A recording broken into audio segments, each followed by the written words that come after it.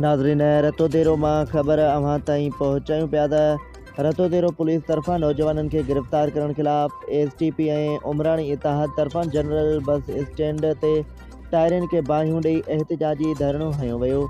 STP अॻवान अलहवर Umrani, इनायतुल Ali Khan Umrani, rice दामन ख़ान उमराणी जी अॻवानी में समें माण्हुनि एहतिजाजी मुज़ाहिरो करे एसएचओ ख़िलाफ़ नारेबाज़ी कई।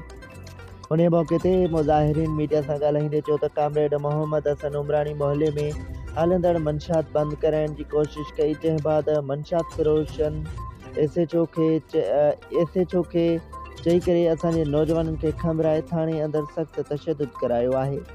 पुलिस मंशात बंदि कराइण बदिरां मंशात फ़रोशन जी विंगारू बणियल आहे।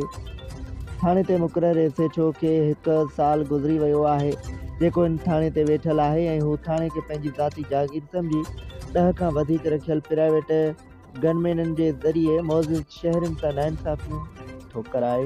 हुननि आईजी सिंध, डीआईजी लाड़काणो ऐं एसएसपी लाड़काणो खां मुतालबो कयो आहे त एसएचओ जी मुबैना नाइंसाफ़ियुनि जो नोटिस वठी असांजी बिलाजवाज़ गिरफ़्तार कयल नौजवाननि खे आज़ादु कराए एसएचओ रतोदेरो फ़हीम अहमद फुलपोटो खे हटाए ईमानदार आफ़िसर मुक़ररु कयो वञे।